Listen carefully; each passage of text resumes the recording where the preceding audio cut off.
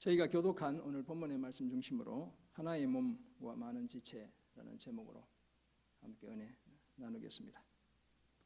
우리 손가락이 한 손에 몇 개 있습니까? 통상 5개 있죠. 6개 있는 사람도 있을 수 있고요. 이 5 손가락이 오손도손 잘 살고 있었습니다. 그러던 어느 날 엄지가 말했죠. 난 이 세상에서 최고야, 최고. 최고로 갈 때 늘 이렇게 하잖아. 다 이렇게 따봉, 굿, 썸접 하잖아요. 그렇게 엄지가 얘기하니까 도대체 무슨 소리를 하는 거야? 무엇을 가리킬 때는 이 손가락 쓰잖아. 그러니까 내가 최고지라고 검지가 말했습니다. 그때였습니다. 원 별 말씀을 너희들 모두 자리에서 한번 일어서봐. 딱 이렇게. 누가 키가 제일 크지? 나야 나. 중지가 말했죠. 그래서 옆에 있던 작은 약지가 말합니다. 그럴 순 없지. 결혼 반지, 커플링 어디에 껴요? 중지에 낍니까? 엄지에, 금지에 끼지 않죠. 어디 껴요? 약지. 그러니까 내가 최고지. 라고 말했습니다. 그때 막내 새끼 손가락도 가만히 있을 수 없죠. 어허! 여러분, 귀가 간지러우면 어느 손가락으로 귀를 간질러 주지? 나야 나. 이렇게 한번 해보세요. 시원하게. 그러니까 내가 최고야. 라고 말했습니다. 그때였습니다. 아니 이놈들을 봤나? 너희들이 아무리 잘났어도 손바닥인 내가 없으면 니네들이 어떻게 서 있을 수 있어? 그러면 손바닥이 호통을 쳤죠. 그때 이후로 서로 잘난 척하던 손가락은 앞으로만 구부러지고 뒤로는 구부러지지 않게 되었다고 말합니다. 안 구부러지죠? 이렇게. 그런데 서로 잘난 척하는 5 손가락처럼 상대방의 존재를 무시하고 돌보지 않는 미성숙한 공동체들이 세상에 참 많습니다. 안타깝게도 영적 공동체인 교회도 예외가 아닙니다. 교회에서의 분열과 다툼이 일어나는 이유는 대부분은 소위 잘난 사람들 때문에 그렇습니다. 물론 부도덕한 목회자와 몰상식한 일부의 성도들이 분열의 파열음을 만들기도 하죠.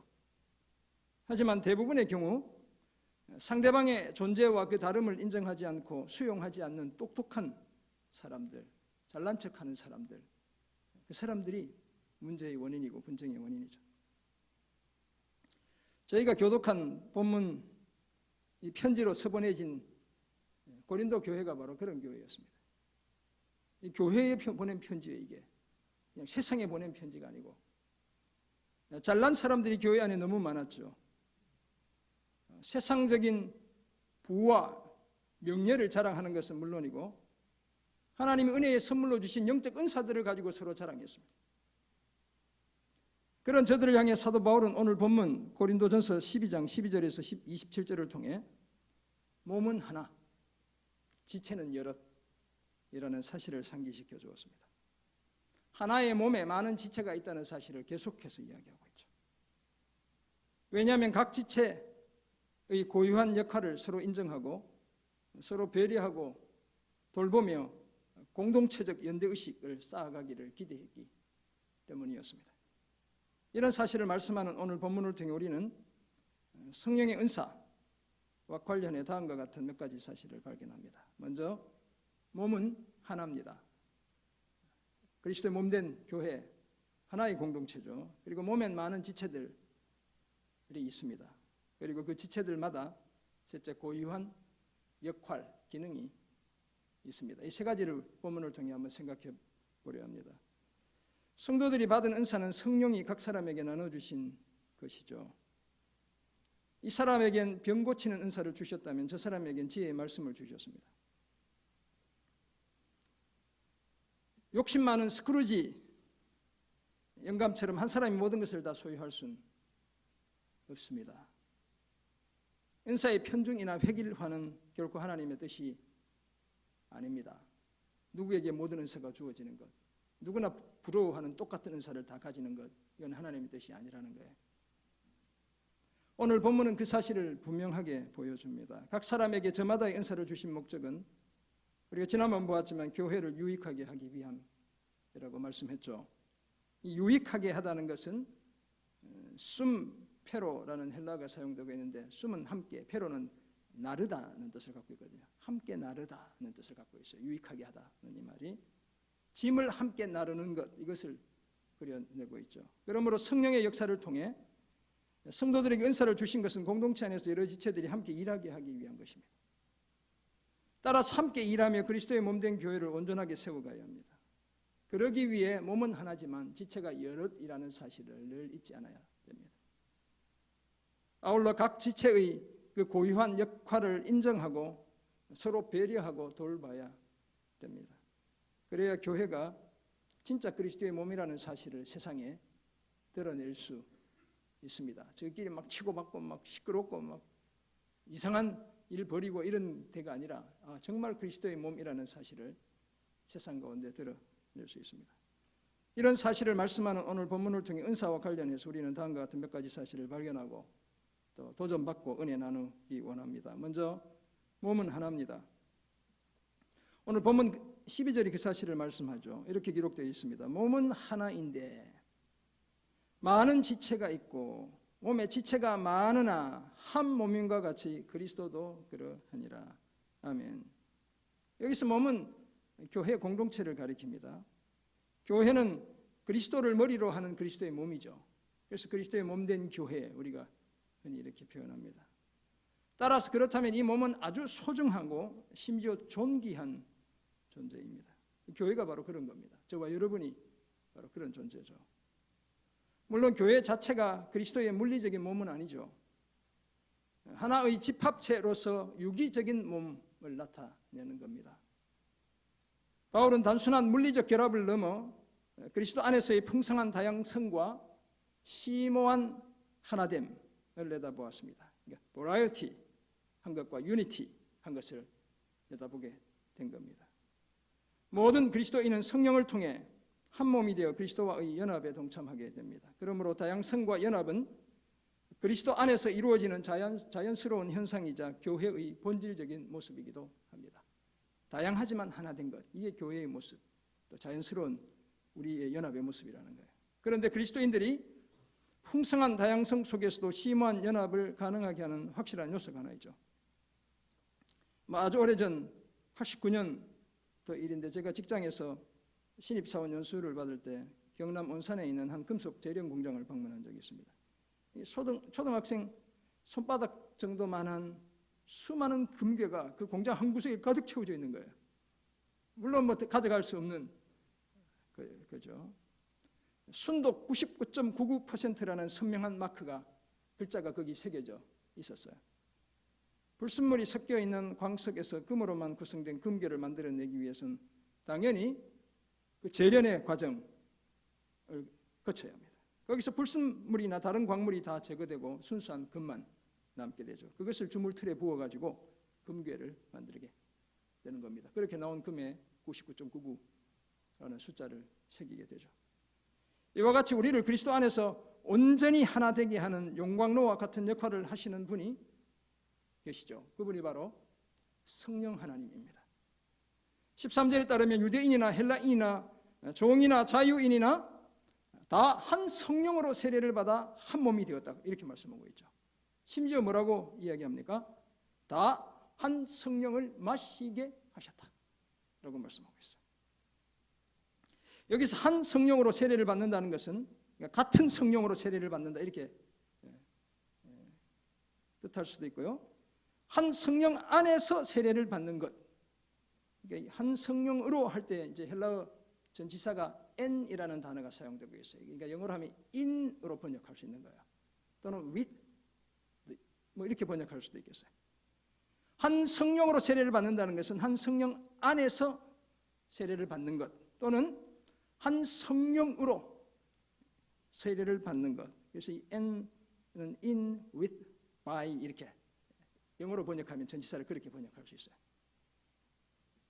성령 안에서 세례를 받는 것, 장소적인 의미, 성령으로 세례받는 것, 수단의 의미를 다 가지고 있다는 겁니다. 그렇다면 세례의 주체는 아버지와 아들 하나님이시죠. 성령은 그리스도인들이 세례를 받는 장소 또는 수단, 심지어 내용물이기까지 해요. 그래서 마신다는 이야기가 나오는 거예요. 그렇다면 예수를 주로 고백하는 성도들이 성령 안에서 받는 세례가 바로 성령 세례라고 말할 수 있습니다. 막 방언을 받고 막 그냥 불같은 체험을 하고 받는 세례가 성령 세례가 아니고, 성령을 통해 예수를 분명히 주로 고백하는 세례가 바로 성령 세례인 겁니다. 그리고 이것은 마치 성령을 마시는 것과 같죠. 그래서 13절 끝에 그렇게 이야기하잖아요. 또 다 한 성령을 마시게 하셨느니라. 그런데 성도들이 어떻게 성령을 마실 수 있을까요? 1세기 교회의 세례는 대체로 어떤 형태였습니까? 침례였죠. 침례. 물속에 완전히 몸이 쑥 당기는, 머리까지 다 담기는. 제가 미국에 있을 때 사역할 때 교회는 물속에 완전히 1, 2초 훅 담궈버려요. 입을 벌리면 어떻게 될까요? 물속에서 마시게 되는 거예요. 그 물을. 그런 이미지를 나타내고 있죠. 거기서 우리는 물을 마시는 행위를 추론해낼 수 있습니다. 그렇다면 이것은 성령에 철저히 압도되는 상황을 가리키죠. 성도들이 성령을 마심으로 이제 성령은 성도들 안에 들어와 계신 겁니다. 내용물처럼 된 거죠. 그래서 성령 충만의 개념은 바로 그런 의미, 성령을 우리 안에 충만히 채우는 것, 또는 성령을 통해 하나님의 신령한 은사를 우리 속에 채우는 것, 이게 다 성령 충만인데 바로 그런 의미가 될 수 있죠. 따라서 성도들은 같은 성령을 마심으로 하나님과 진정한 연합에 이르게 되고, 생각해 보세요. 성령이 우리 안에 들어와 계시니까 우리는 하나가 된 겁니다. 하나님과. 그죠? 나아가 지체들 상호 간에도 온전한 동질감을 유지하게 되는 것이죠. 그런 의미에서 성령을 마신다라고 표현합니다. 그렇다면 성도들이 성령으로 채워지고 따라서 성령의 지배를 받게 되는 것을 가리키기도 합니다. 사랑하는 우리 성도 여러분, 청년 여러분, 바울은 이미 12장 앞부분에서 이렇게 말씀한 바 있죠. 은사는 여러 가지나 성령은 같고, 12장 4절이 그렇게 말씀하죠. 5절, 직분은 여러 가지나 주는 같으며, 6절, 또 사역은 여러 가지나 모든 것을 모든 사람 가운데 이루시는 하나님은 같으니. 교회의 연합, 곧 하나됨을 강조했습니다. 이 하나됨은 삼위일체 하나님을 통한 하나됨이고, 따라서 더 이상 해체될 수 없는 온전한 연합입니다. 그러므로 이 하나됨을 우리가 목숨 걸고 지켜야 됩니다. 교회의 이 하나됨을 허무는 사람이 이 시대의 적그리스도입니다. 아무리 서로 달라도 그리스도 안에서 한 몸이라는 사실을 잊지 않아야 하고요, 이 하나됨을 끝까지 지켜가는 그런 저와 여러분 모두가 되시기를 주님의 이름으로 축원합니다. 아멘. 오늘 본문에서 발견하는 두 번째 사실입니다. 몸엔 많은 지체들이 있습니다. 한 몸인데 몸에 다양한 지체들이 있죠. 바울은 몸에 많은 지체들이 있다는 사실을 14절 이하에서도 계속 강조합니다. 몸은 한 지체뿐만 아니요 여럿이니. 당연한 얘기지만 사람의 몸은 여러 지체들로 구성되어 있습니다. 지체가 이제 멜로스라는 단어인데 part 또는 member 이렇게 영어로 번역해요. 그리고 각 지체는 저마다 비교할 수 없는 존재 의미와 가치를 지닙니다. 그리스도의 몸인 교회도 그렇죠. 그럼에도 불구하고 15절에 보면 만일 발이 자신은 손이 아니기 때문에 몸에 붙지 않았다라고 말할지라도 실제로 몸에 붙지 않은 것은 아닙니다. 발이 아마 그렇게 생각하는 것 같아요. 나는 손보다는 늘 이렇게 발 냄새도 나고 자주 닦아주지도 않고 나는 덜 귀한 존재야, 이렇게 생각하는 것 같아요. 그래서 이제 어깃장을 놓는 것이죠. 나는 몸에 붙지 않았다, 이렇게 소중하게 여김받는 존재가 아니야, 이렇게 말한다는 겁니다. 비뚤어진 심성에서 비롯된 것일 수 있습니다. 또 귀가 자신은 눈이 아니므로 몸에 붙지 아니하였다. 눈은 막 늘 주목받잖아요. 이렇게 보고 이렇게 눈이 예뻐야 사람이 예쁘다 뭐 이렇게 하고. 근데 귀가 예뻐야 뭐 사람이 예쁘다 이런 얘기는 하지 않죠. 그러니까 귀가 이렇게 열등감에 젖어 있는 거예요. 자신이 몸에 붙지 아니하였다 할지라도 이로써 몸에 붙지 않은 것이 아닙니다. 눈에 비해 상대적으로 덜 주목받는 귀의 열등감이나 소외감에서 비롯된 섣부른 감정 표현일 가능성이 높죠. 그러나 그렇다고 해서 발과 귀가 독립적으로 존재할 수는 없죠. 그 둘 다 몸에서 떨어지면 몸의 지체일 수조차도 없죠. 그죠? 몸에 붙어 있어야 진정한 의미의 귀가 되고 발이 될 수 있는 것이죠. 그냥 이것만 툭 떨어져 있으면 그게 무슨 의미가 있겠어요. 네. 그리고 만일 온몸이 다 눈이면 듣는 귀는 설 자리가 없습니다. 눈이 좋다고 해서 다 눈이면 귀가 없어진다는 거예요. 온몸이 다 귀라면 냄새 맡는 코, 이 코자리에 귀가 있다고 한번 생각해 보세요. 여러분, 이렇게 귀가 탁 달려 있다. 너무 이상하지 않을까요? 네, 그런 생물체가 있다면 인간이 아니라 외계인이겠죠. 이게 코가 이렇게 코자리에 귀가 탁 달린 이렇게 이쪽도 귀고 여기도 귀고 뭐 이러면 이상하죠. 더구나 좀 더 귀해 보이는 손이나 눈뿐만 아니라 덜 귀해 보이는 발과 귀와 코를 만드신 분이 누굽니까? 하나님이시죠. 네. 하나님이 그 원하시는 대로 지체를 각각 몸에 두셨다고 18절이 말씀합니다. 만일 한 지체뿐이면 온전한 몸의 존재는 아예 불가능합니다.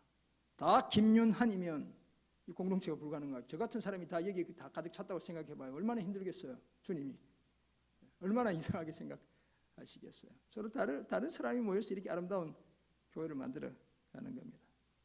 지체는 많지만 그럼에도 불구하고 몸은 하나죠. 다 그리스도의 한 몸인 겁니다. 여러 지체가 어우러져 한 몸을 이루기 때문이죠. 또한 각 지체는 몸에 붙어 다른 지체들과 서로 유기적인 상호작용을 할 때 비로소 존재의 의미를 제대로 발견하게 됩니다. 사랑하는 우리 성도 여러분, 청년 여러분, 우리는 대체로 마음에 드는 사람, 그러잖아요. 서로 잘 이해하고 용납해주는 사람들과 공동체를 이루려야 합니다. 세상에서는 얼마든지 그럴 수 있다고 생각해요. 괜히 내 돈 내고 그렇게 어렵게 마음이 안 맞는 사람 끌고 가고 이렇게 하고 싶지 않죠. 또 이런 의도 자체가 아예 나쁘거나 악한 것은 아닌 것 같아요. 누구나 다 그런 마음이 있잖아요. 있으면 늘 마음 편한 사람, 그냥 보기만 해도 도전이 되고 위로가 되는 사람, 격려가 되는 사람, 이런 사람이 그런 사람들과 하나의 공동체를 만들고 싶다, 이럴 수 있을 것 같아요. 하지만 우리를 향한 하나님의 기대는 어떨까요? 그래, 네 마음에 맞는 사람끼리 모여서 한번 잘해봐. 그러면 여러분들이 저를 이렇게 교회 담임 목사로 세웠을까요? 더 마음에 맞는 사람 찾아 나섰겠죠. 그러잖아요. 만약 우리가 자신이 보기에 좋아 보이는 몸의 한 부분이 되고자 한다면, 그것만 내 몸으로 받아들이려 한다면 우리 몸은 아예 존재가 불가능한 겁니다. 그죠? 만약 우리 몸의 지체가 다 손이라고 한번 생각해 보세요. 손이 옆에서 이렇게 여기 달려있고 이렇게 생각해 보시면 이상하잖아요. 눈에 손이 달려있다고 생각해 보세요. 징그럽죠? 여러분 중에 예쁜 눈을 가진 분들이 많이 계신데, 그렇다고 해서 눈이 그냥 머리 사방에 달려있다고 생각해 보세요. 그럼 하나님 보좌 주변에 있는 앞뒤에 눈들이 가득한 천상의 생물이 되고 말겠죠. 그런 거 되고 싶어요, 여러분. 저는 그냥 하나님이 자신의 형상대로 만든 인간이 되고 싶어요. 눈 두 개만 가지고. 정말 우리가 그렇다면 얼마나 이상해 보일까요? 만약 천하게 여김받는 발이 한번 없다고 생각해 보세요. 발 냄새 난다고 발 싫어, 발은 없어야 돼. 어떻게 될까요? 제가 자전거를 못 타겠죠. 페달을 못 밟잖아요. 팔달산을 올라갈 수가 없어요. 오늘도 오후에 지금 몸 상태가 그래서 갈까 말까 지금 엄청 고민하는데 발이 없다면 아예 꿈도 못 꾸죠, 사실. 어떻게 사랑하는 연인이나 가족과 함께 마음껏 산책하고 발이 없다면 여행을 다닐 수 있겠어요? 우리가 휠체어를 이용해야 되고 얼마나 불편하게 다녀야 돼요, 사실. 귀가 없다면 여러분 조금 덜 중요하다고 생각해서 만약 귀가 없다면 어떻게 이 자연의 그 아름다운 감미로운 교향곡을 우리가 다 들을 수 있겠어요? 귀가 있어야 듣는 거예요, 잘. 그것도 사랑하는 연인이 들려주는 감미로운 사랑의 고백, 귀가 있어야 들을 수 있죠. 물론 글로 표현할 수도 있지만 또 다른 거잖아요. 덜 소중하게 보이는 것도 다 하나님이 만드신 걸작품입니다. 그렇다면 그것은 결코 덜 소중한 것이 아니에요. 우리가 그렇게 판단하고 있을 뿐입니다. 존재할 충분한 이유가 있고 따라서 충분히 존중의 여김을 받을 자격이 있습니다. 교회 공동체를 이룬 저와 여러분 각자가 그렇습니다. 여럿이 모여 그리스도의 몸인 교회를 이루게 되었습니다. 그 존재가 정말 공동체 전체를 병들게 하는 암적인 존재가 아니라면, 존재감이 작다고 해서 존재 자체가 불필요한 사람은 우리 중에 아무도 없습니다. 무엇을 하는가? 교회를 제대로 섬기는가는 2차적인 문제인 것이죠. 서로의 존재만으로도 하나님께 감사하고 그리스도를 중심으로 한 몸 된 공동체를 아름답게 이루어가는 우리 모두가 되기를 주님의 이름으로 축원합니다. 아멘. 오늘 본문에서 발견한 마지막 사실입니다. 지체들마다 고유한 역할이 있습니다. 고유한 기능들이 있죠. 오늘 보면 27절은 이렇게 말씀해요. 눈이 손들어 내가 너를 쓸데가 없다 하거나 또한 머리가 발들어 내가 너를 쓸데가 없다 하지 못하리라. 앞에서 소개해드린 5손가락의 다툼과 유사하죠. 우리 지체들이 막 서로 싸우는 거예요. 다양성을 인정하지 않고 자기가 최고며 자기만으로도 충분하다고 안하무인격으로 우기지 말라는 겁니다. 이런 우월감도 잘못된 독립성을 주장한다는 측면에서 보면 15절, 16절이 말했던 발이나 귀의 열등감과 별로 다르지 않습니다. 발과 귀의 부러움이 대상이었던 눈과 손 사이에도 누가 더 잘 났는지에 대한 자랑하는 일이 벌어지죠. 머리는 아예 발을 밟아주기까지 합니다. 21절의 내용이 바로 그런 거예요. 잘난 척끼리 막 싸우는 거예요. 이제 그러므로 잘난 척하는 눈이 손에게 너는 쓸모가 없다 말하지 않아야 합니다. 안 그래도 열등감에 젖어있는 발에게 그 잘난 머리가 너는 전혀 쓸데없는 놈이야 라고 함부로 말하지 않아야 됩니다. 왜냐하면 그런 생각이나 판단과는 반대로 약하게 보이는 몸의 지체가 도리어 더 요긴할 수 있기 때문입니다. 하나님의 관점에서 바라보면 그 사람들이 훨씬 더 중요한 사람들이에요. 그러므로 요긴해 보이는 지체의 존재감 때문에 그렇지 못한 지체의 존재감, 곧 그 고유한 기능이나 역할이 가려지지 않게 해야 합니다. 만약 그런 상태가 지속되면 겉으로 보기에 사소해 보이는 그것 때문에 우리 몸에 돌이킬 수 없는 심각한 이상을 초래하게 되죠. 어마어마한 쇼크가 올 수도 있죠. 하루아침에 무너질 수 있죠. 따라서 우리가 덜 귀하게 여기는 몸의 지체들에게 더욱 귀한 것들로 입혀주어야 합니다. 소중하게 여기고 존중해야 합니다. 아름답지 못한 지체들은 더욱 아름다운 것을 얻게 해주어야 합니다. 내세울 것 없는 그 지체가 오히려 위엄을 갖추게 해주어야 한다. 이렇게 해석할 수 있어요. 그러나 이미 아름다운 지체들에게는 그런 필요가 전혀 없죠. 이미 충분히 그 특권을 누리고 있기 때문입니다. 더구나 하나님은 몸을 고르게 하셔서 부족한 지체들에게 귀중함을 더해 주셨습니다. 이 고르게 하다는 말은 함께 뒤섞다는 뜻을 가지고 있어요. 헬러 단어가 바로 그런 의미를 가지고 있어요. mix together 이런 뜻을 가지고 있다고요. 지체들이 같이 어우러지게 해서 부족한 지체들에게 귀중함을 더해 주시기 위해서죠. 그래서 몸 가운데 서로 분쟁이 없고 오직 여러 지체가 서로 같이 돌보게 해 주셨습니다. 각자의 역할을 인정하며 서로 용납하고 배려하고 사랑하게 하신 겁니다. 만일 한 지체가 고통을 받으면 이제 모든 지체가 함께 고통을 받게 되죠. 서로 고르게 되었잖아요. 함께 섞였잖아요. 한 지체가 영광을 얻으면 모든 지체가 함께 즐거워합니다. 더구나 성도들은 연합체로서 그리스도의 몸이요 개별적으로는 지체의 각 부분입니다. 그렇다면 당연히 서로의 역할을 인정하고 요긴하게 여기고 귀중하게 생각하고 서로 돌보며 동고동락해야 합니다. 사랑하는 성도 여러분, 청년 여러분, 우리 눈에 천해 보이고 약해 보이는 그것이 하나님의 관점에서는 전혀 그렇지 않습니다. 우리 주님, 예수님의 눈에는 누가 들어왔어요? 주로 죄인들, 세리들, 창녀, 병자, 몸이 불편한 사람들, 가난한 사람들이 주로 눈에 보였어요. 사회적으로 소외된 약자들이었던 그래서 저들이 우리 주님의 눈에 더 띄었죠. 예수님의 관심과 사랑은 그런 사회적 약자들에게 집중되었습니다. 이 사실을 아는 우리는 이제 우리의 이 시선을 교정해야 하는 겁니다. 비교하고 구분하고 판단하는 우리의 시선을 거두어야 합니다.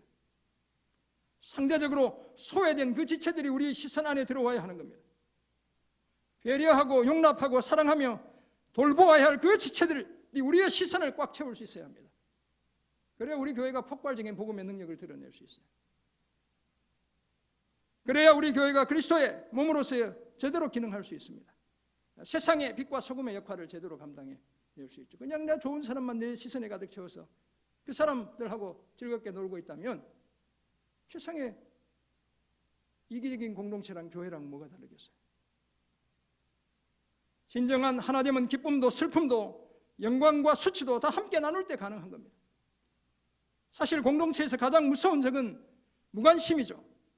무시하고 배척하는 것도 큰 잘못이지만 무관심은 더 큰 죄악입니다. 아무 증상도 없이 찾아와 공동체를 어느 날 갑자기 쓰러뜨리죠. 그러므로 우리는 서로에게 늘 관심 가져야 합니다. 서로의 존재를 고마워할 뿐만 아니라 서로의 역할과 기능을 인정해야 합니다. 그래야 우리 교회를 복음으로 세상을 변혁하는 제자들의 공동체로 함께 세워갈 수 있습니다. 이 사실을 명심하고 서로의 존재와 그 고유한 역할을 인정하고 더욱 귀히 여기며 서로 돌보는 우리 모두가 되기를 주님의 이름으로 축원합니다. 아멘. 잠이 오죠. 이제 끝나가니까 조금만 이렇게 한번 허벅지 한번 꼬집고 눈을 번쩍 뜨시면 돼요. 그렇다면 몸은 하나이고 몸에는 많은 지체들이 있고 그 지체들마다 고유한 역할이 있다는 사실을 알게 된 우리는 이제 어떻게 살아야 할까요? 이 두시 하니까 우리 청년들이 안 좋네. 네, 그 좋은 게 있네. 네. 첫 번째 적용점, 존재만으로도 고마워해야 합니다. 네. 그 김자옥의 남편인 오승근이라는 가수가 부르는 가요 중에 최근에 가요를 제가 자주 소개하는데 있을 때 잘해 이런 가요 아시죠? 모릅니까? 거룩한 분들은 몰라요? 네. 있을 때 잘해 후회하지 말고 있을 때 잘해 흔들리지 말고 이런 가사더라고요. 가까이 있을 때 붙잡지 그래서 있을 때 잘해 그러니까 잘해 이렇게 가사가 되어 있어요. 그런데 하나님이 계시다는 사실이 얼마나 감사한 일인지 모르겠습니다. 모든 것이 우리 눈앞에서 다 사라져도 하나님은 없어지지 않는 분입니다. 여러분 믿으시죠? 네, 아멘이시죠? 네, 뭐 아멘 안 하면 손해입니다. 아멘 해야 나에게 복이 될 줄 믿습니다. 속으로 아멘 다 하셨을 거예요. 그리고 우리 곁에 사랑하는 가정, 가족, 교회가 있다는 사실 또한 있다는 그 사실이 얼마나 고마운 일인지 모르겠어요. 저같이 기생하기를 좋아하는 기대어 살아가기를 좋아하는 사람은 이게 사랑하는 분들이 제 옆에 많이 있다는 게 얼마나 감사한 일인지 모르겠어요. 진짜. 네. 우리 아내가 알고 우리 딸이 알아요. 늘 기대해서 살아가는 그런 존재라는 거예요. 사람이 있어야 기대게 되는 거죠. 이 교회가 있으니까 제가 기대어 살아가는 겁니다. 얼마나 감사해요. 우리 가족, 교회 지체들이 우리 옆에 있다는 사실만으로도 우리는 충분히 고마워해야 되죠. 물론 너무 많은 것 기대하다가 낙심하지 않아야 합니다. 희로애락을 같이 하며 함께 있어주는 내 곁의 사람들에게 그 존재만으로도 충분히 고마워하는 우리 모두가 되어야 될 줄 믿습니다. 그래서 서로 마음을 담아 옆에 좀 불편한 분이 계시더라도 한번 이렇게 해보겠습니다. 옆에 계셔서 고맙습니다. 네, 우리 장로님 옆에 계셔서 고맙습니다. 네, 진심으로 우리 사랑하는 청년들 함께 아름답게 교회 세우며 옆에 있어 주셔서 고맙습니다. 진심을 담아 고마워요. 두 번째 적용점, 기능과 역할을 인정해야 합니다. 모든 피조물은 다 하나님의 치밀한 계획 속에 창조되었죠. 우리 하나님은 실수가 전혀 없는 분입니다. 후회가 없는 분이시죠. 변치 않는 분입니다. 완벽하게 만드신 겁니다. 그리고 그 하나님께서 저마다의 기능과 역할을 부여하셨습니다. 그러므로 당장은 어색해 보이고 불편해 보이는 것도 함부로 배척하지 않아야 합니다. 적그리스도나 다른 복음이나 비도덕적이고 반사회적인 것이 아니라면 다소 거북해도 그 기능과 역할을 인정해 줄 수 있어야 합니다. 저는 생파, 생양파, 생마늘 못 먹습니다. 저는 못 먹어요. 고기 쌈에 생마늘을 얹어 먹는 분을 보거나 생양파를 춘장에 찍어 먹는 분을 보면 그거 보는 것만으로도 제 혀가 지금 뒤틀리고 몸이 이상해져요. 그러니까 못 먹죠. 네. 네. 하지만 제가 못 먹는다고 해서 맛을 더해주는 생파, 생양파, 생마늘을 부엌에서 식탁에서 다 없애버릴 수는 없죠. 그러잖아요. 제가 싫다고 해서. 그래서 제 안에 부지런히 사용해요. 네. 우리 배인영 집사님 주시는 샌드위치 제가 집에 가져가면 거기 이제 제가 먹으니까 양파가 빠졌어요. 그럼 제 안에 양파를 썰어가지고 넣어가지고 먹더라고. 대단한 분이세요. 함께 공동체를 이루며 살아가는 우리 서로도 마찬가지입니다. 눈에 가시 같고 입에 모래 같을 수 있겠죠. 그럴 수 있잖아요. 하지만 교회를 허무는 암적인 존재가 아니라면 다 나름대로의 역할과 기능이 필요해서 하나님께서 교회에 붙여주신 영혼들입니다. 하나님이 저에게 이런 마음을 주셔서 너무 감사해요. 어쩌면 더 귀중히 여기고 돌보아야 할 지체들인 것이죠. 다르다고 해서 싫다고 해서 무시하거나 틀렸다고 함부로 말하지 말고 그 기능과 역할을 인정하는 우리 모두가 되어야 할 줄 믿습니다. 아멘이시죠? 앞에서 소개해드린 5손가락 예화에서 5손가락은 모두 서로 잘났다고 자랑하지 않아도 이미 다 원래 소중한 존재들이죠. 그러므로 서로의 존재와 역할을 인정하며 각자가 감당해야 할 일들을 온전히 수행하면 될 뿐입니다. 상호 인정과 자기 역할에서의 충실함, 그것이 오늘 우리가 말씀을 통해 배워야 할 또 다른 교훈이겠죠. 우리는 모두 서로 다르기 때문에 아름답다는 사실에 주목해야 합니다. 서로 다르기 때문에 아름다운 화음을 만들어내며, 오늘도 찬양하는데 우리 자매가 이렇게 화음을 넣더라고요. 그러니까 훨씬 더 아름답게 들려오잖아요. 네. 그죠? 서로 다르기 때문에 아름다운 화음을 만들어내며 그리스도의 몸된 교회를 귀하게 섬기고 있습니다. 사랑하는 성도 여러분, 우리 귀한 청년 여러분, 제가 늘 말씀드리면 여러분은 다음 세대가 아니에요. 이미 지금 세대. 교회를 책임져야 할 세대입니다. 여러분들이. 우리 각자는 그리스도의 몸 안에서 많은 지체들 중에 하나입니다. 온전한 하나됨을 위해 성령 안에서 세례를 받았습니다. 심지어 같은 성령을 마시기까지 했죠. 그래서 여러분들이 섬기는 영역에서 우리만, 나만, 이거 안 됩니다. 교회 전체를 바라보는 시선이 여러분들에게 필요한 거예요. 철저하게. 그런 우리가 개별성과 다양성을 유지한 채 그리스도의 몸된 교회를 이루고 있습니다. 그러므로 존재론적으로 또는 기능론적으로 서로 낫다고, 잘났다고 주장하는 것 우스운 일입니다. 우리 존재 자체가 이미 그 무엇보다 소중하기 때문에 그렇습니다. 우리를 여기에 있게 하신 분은 하나님이시죠. 그 하나님 보시기에 기능론적으로도 우리 중에 불필요한 사람은 한 사람도 없습니다. 모두가 저마다의 기능과 역할을 가지고 있죠. 이 사실을 기억하고 존재만으로도 서로 고마워하고 서로의 기능과 역할을 충분히 인정하며 그리스도의 몸으로 함께 세워져가는 우리 청년들, 또 우리 귀한 성도님들 되시기를 주님의 이름으로 축원합니다. 아멘. 기도하겠습니다. 하나님 아버지, 주신 은혜의 말씀을 기억합니다. 한 몸 여러 지체임을 기억하고 주님 기뻐하시는 참으로 아름다운 공동체 이루어가도록 은혜 내려 주옵소서. 우리 사랑하는 청년들, 주님 이 위기의 때에도 신앙 잃지 않고 한결같이 예배에 힘쓰며 기도에 힘쓰며 섬김에 힘쓰며 달려오게 하신 것 감사드립니다. 교회의 밝은 미래 저들을 통해 보게 하신 것 감사드리고 저들이 꿈꾸며 기도하는 모든 일들마다 주님께서 형통케 하시며 시온의 대로 열어주시는 놀라운 은혜 늘 허락해 주옵소서. 감사드리며 존귀하신 예수 그리스도의 이름으로 기도드립니다. 아멘.